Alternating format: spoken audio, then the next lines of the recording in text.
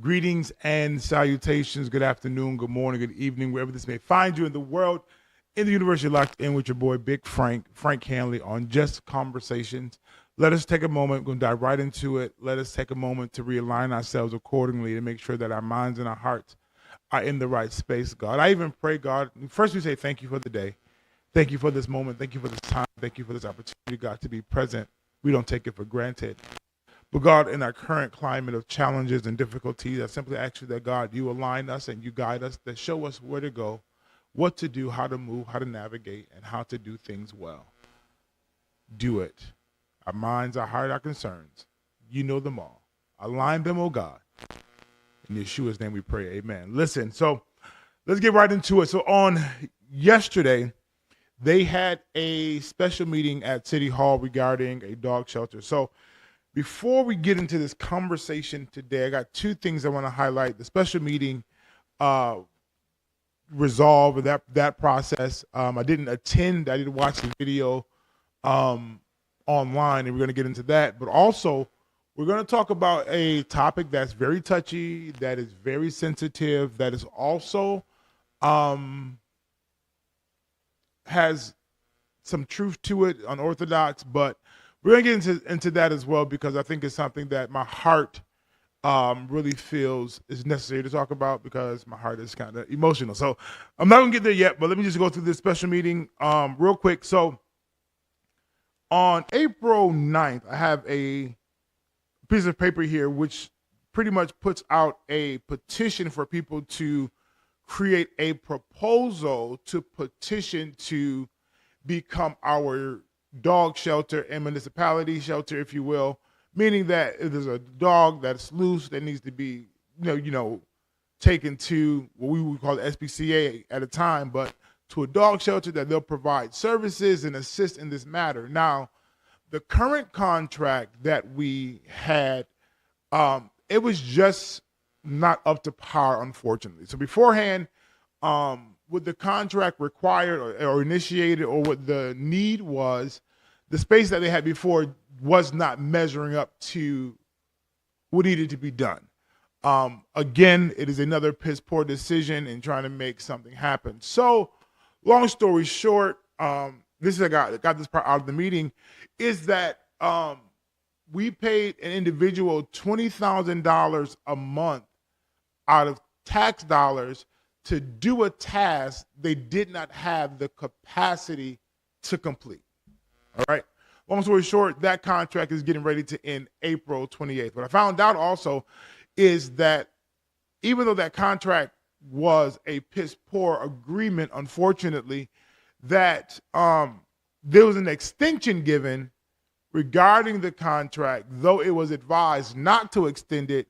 Then they extended the contract just for that person to say they're getting ready to quit. So it's just showing, you can't control people, and I get that, but it's just showing that we are just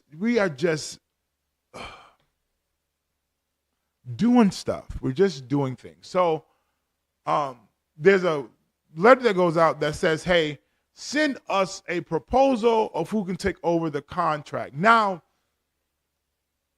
I guess this is the importance of being present in City Hall and doing your due diligence, because if there is a need in the city, people have the option or the ability to pitch a proposal.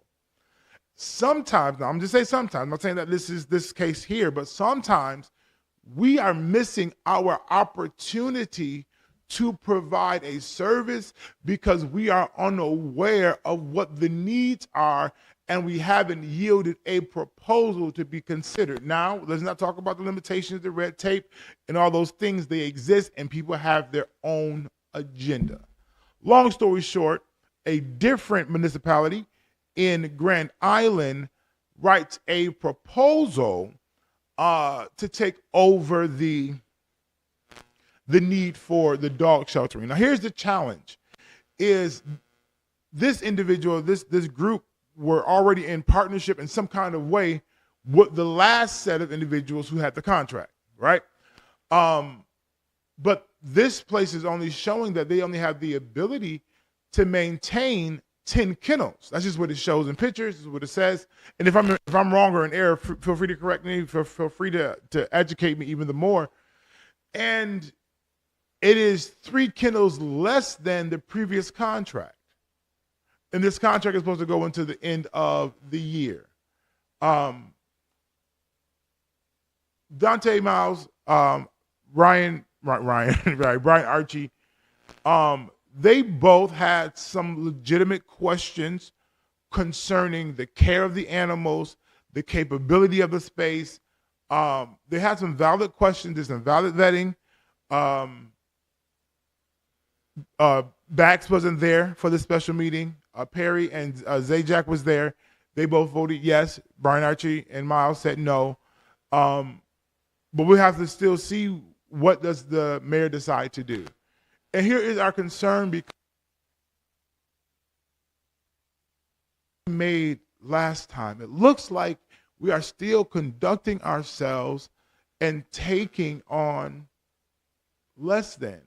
When we have individuals who has been petitioning and been speaking and talking and willing right here in the city of Niagara Falls, open to take on such a task, and they're spending their own money.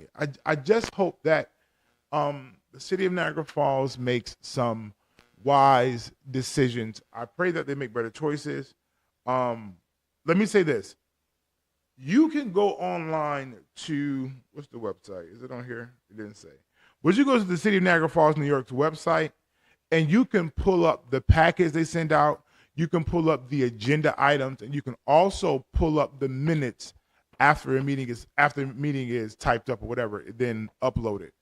You can go and review documents. You can go look at them because, again, as I said before, and I'll say it again, you have to be in the know. Where is your money going?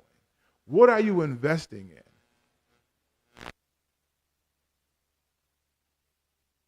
I'm going to end this conversation regarding the city. We have to make better choices. We have to make better options. We have to just do better.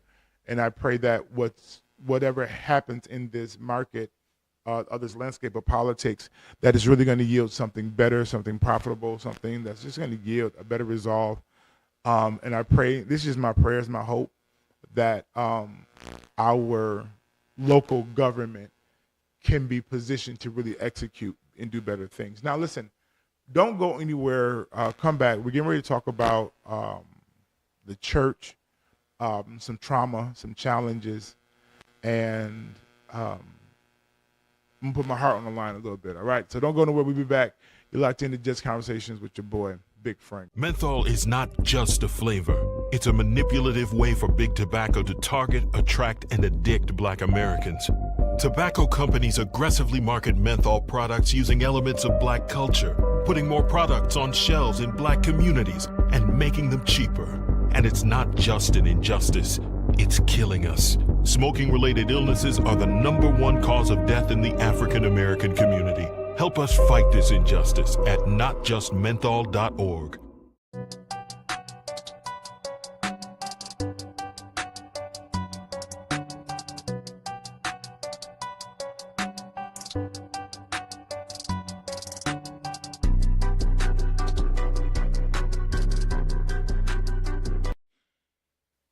Hey, welcome back. I know we just got finished talking about Niagara Falls as a city, Niagara Falls politics, Niagara Falls special meeting, and we're just going to wait and see what happens as far as the new dog shelter connection. They have experience of 10 years and all those things, and I heard all that good conversation, but it's like, hey, are we doing our due diligence to vet that thing for real, and is there a better option that's local?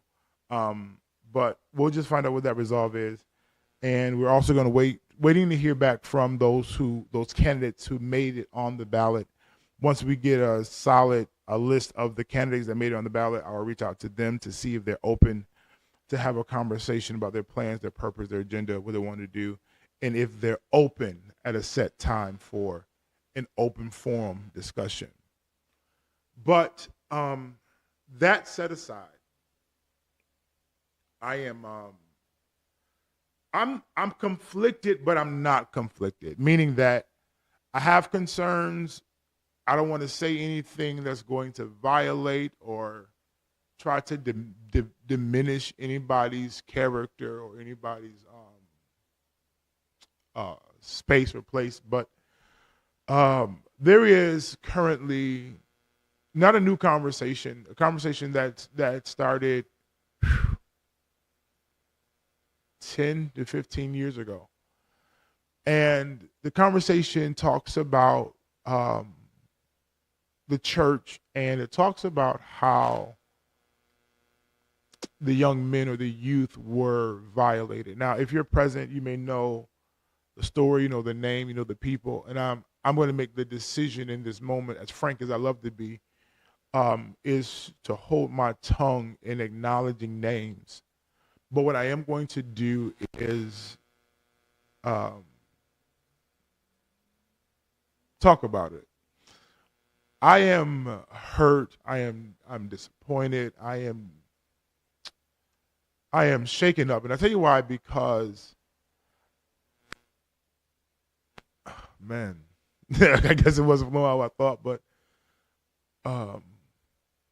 it breaks my heart to hear that someone has been taken into the care of or mentorship of, and to be mishandled, misused, violated.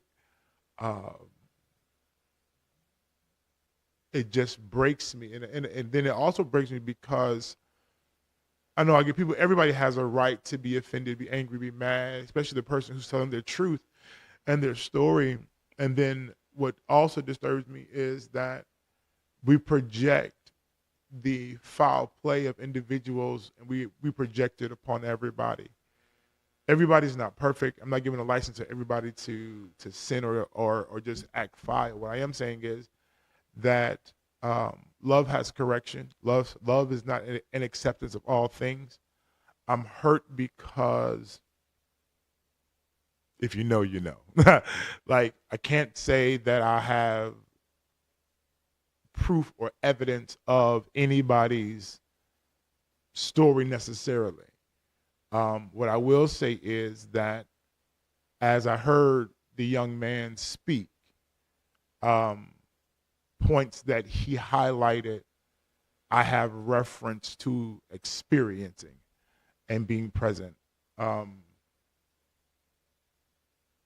It is my hope and my prayer that this is just real, and this is not a cover up. This is not, oh, don't expose them. No. It is my hope that whatever is needed for, watch the words I'm getting ready to use, not denying the experience, not denying the pain, not denying the foul behavior, not denying not denying that. But it is my hope and my prayer is that the sting of the experience fades. That is just my truth. Not that it negates in these things. My hope is that accountability is taken. But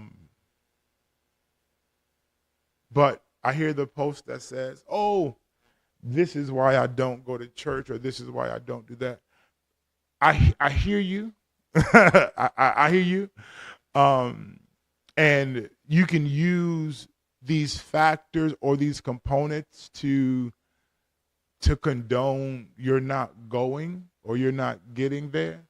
But God is beyond the church. God is beyond the attendance. God is so superior. God is so above all. God is so all-knowing, all-present. And God is so loving and kind and gracious.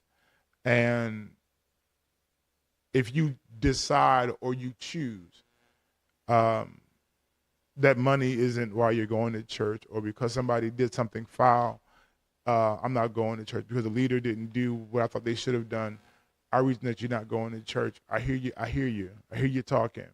But at the end of the day, how your soul feel. At the end of the day, where's your mind at? At the end of the day, are you healed? At the end of the day, are you whole? At the end of the day, are you dealing with the trauma? Are you dealing with the challenges? Are you asking questions? Are you communicating? And these are just real conversations. I'm not here, like I said, I'm not here to defend nobody. I'm not here to put anybody on blast. That's not my objective today. but I understand that. And let me just be honest with you. I know I have this platform, and it really can be worldwide. I can really feed and focus on everything and everybody, but I want to focus right here in the city of Niagara Falls, New York. And I say this because I can identify. Sounds crazy. The challenges, and with certain conversations, you can now begin to identify some of their roots, or some of the, I won't say roots, what I'll say is some of the things that fed into certain parts of their lives that they have to still deal with the consequences thereof. I'm gonna make a statement and hope no one is offended. There are individuals who I know who have been traumatized inside the house of the Lord. Not all trauma is sexual. Not all trauma is a violation of a youth or young adult, but there are those who have been mishandled, misused, taken advantage of, just not okay, don't understand. My hope is that the trauma is being dealt with. My hope is that the pain of it is being addressed. My hope is that the components are being handled. See somebody write a post and say, oh, it's judgment day for both the politicians and the church. Let me help you real quick. It's judgment day for everybody. Everyone's going to give an account for the things that they've done, both in secret and both publicly. And what's ever in the darkness is coming to the light. Facts. I am a preacher. I am an assistant pastor. I've been chosen by God, and I'm grateful for that. You're not gonna like that. Oh, this might. And I ain't talking about nobody else, made decisions in love that did damage to a woman. I don't think y'all want the truth. We just talking, right? Decisions in how I handle people, with my attitude. We'll take a quick break. We'll be right back. Stay locked in. I'm gonna tell you pieces of my story, and then we're gonna dive into a moment of prayer. Menthol is not just a flavor. It's a manipulative way for big tobacco to target, attract, and addict Black Americans.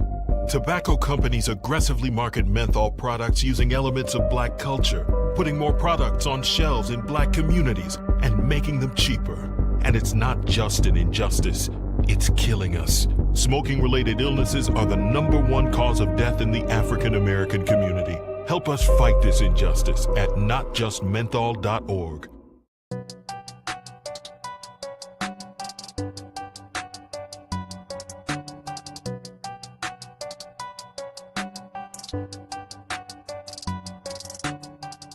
It's your boy Big Frank. You'll be back with just conversation. So let me go ahead and digress and just open up a space of my life for you all. And the reason why I'm doing this is because the young man came forth and he spoke, and I just want to be realistic with those who are watching and those who may be in church and believers. You know, we all got a story, we all have a situation, making no light of his experience. But I just want to talk me for 30 seconds, if that's all right. If you don't want to watch it, don't watch it. But so I met the Lord and I got saved around the age of 11. My mom got married. Met the Lord, had experience with him. I was on a high road with Jesus Christ, right? But throughout the course of life, I made some decisions and some choices that did damage both to me and to others. Now, when I say that, I mean that, I started smoking young, he was drinking young, I was trying to steal cars, running away from home, young adolescent stuff, getting in fights in school. And then we grew up, you evolve, and then we get back. Then in 2011, I jumped 9 years, and that's a whole other situation. But in 2011, I got into ministry, and I began to serve the Lord as a minister, and I felt unqualified and unfit. But the damage that I've done, watch this, watch the word I'm about to use, as a minister, was awakening love before its time. There was a young woman who was so enamored, watch yourself, okay, I can tell it, that was so enamored with me, if you will, but at that time I was just focused on me and God, and it was like that for a reason. But long story short, my engaging in relations with her, talking to her, and rocking out with her before I was supposed to, yielded some pain and some trauma because the expectation is, as the man of God, you will be integral, you will have character. Long story short, that relationship ended. That caused some trauma. That caused some challenges, and therefore, she ended up leaving the church because of the fact of the expectation from a man of God who should have had integrity, right? You would assume, well, Frank, you learn your lesson, you do better, you make mistakes, yeah, I repented, God forgive me, we back on track, let's go. But then I find myself yet again, let me just talk about it, with this being a recurring issue that people are being led on to believe that you're the one and you're chosen because you're a man of God and you're supposed to be doing right, and you do damage. Let's talk to my ministers and my leaders. We do damage to people when we bring them into a place that is, I'm going to use the word sinful. And we invite them in, and we are not maintaining our character and our integrity. We deal damage to people. Because now the problem is, I expected more of you as a man of God, as a God representative, and for you to handle me this way now causes trauma. Now I get it that the examples that I'm giving may not relate, in your opinion, to the young man's story, but understand that there are people, and I'm not exempt from making mistakes of treating people wrong. Not exempt from making mistakes. I thank God for the grace to be better now. But understand that I had to go back, acknowledge, apologize, address, and deal. And then I had to deal with myself. What you're saying, Frank, what I'm saying is that there is an accountability to the decisions that you've made. Yes, there's grace. Yes, there's mercy. Yes, there's a wiping away. But yes, there's consequences. We talk about love, and we talk about compassion, we talk about these things, and some people think that the love aspect is just an acceptance of everything, and that's just not the truth. It's not the truth. So, it's not the truth. Love corrects. Love realigns. Love tells the truth. Love has a level of judgment to it. Love, for real, has a real purpose. And all I'm telling y'all today, as my heart breaks for not even just the young man, but for those who have just been done dirty, like done dirty in church. And I say church, and you, oh, that's the bride of Christ. Yeah, you've been done dirty by people in a place you expected something different out of. And when you caught up, let's just be honest, and I've been here. I've been, listen to me, I've been on the other side of this. When you are vulnerable and you're open and you're unsure and you're, as I think the word we use, impressionable, people can manipulate that, whether they do it intentionally or not. But this is why trauma bonding is not the way to go. Let me just help somebody real quick. Like, relating to people based off your trauma can't be the baseline of your relationship or your connection. If you're struggling in something and I'm struggling, wait, we got to find out. Because grace isn't always given and mercy ain't always given. I know today is a little different on the spectrum because it's a conversation that's happening. I'm not here to defend no preachers. I'm not here to defend nobody. I'm not here to I'm here to tell you that we have to deal with the consequences of our actions. There is grace, there is mercy, there is love, there is warning, there is guidance, there is a way, there is a method. My hope and my prayer is that every individual that has been turned off, disgusted, destroyed, and damaged by the people who say they represent God,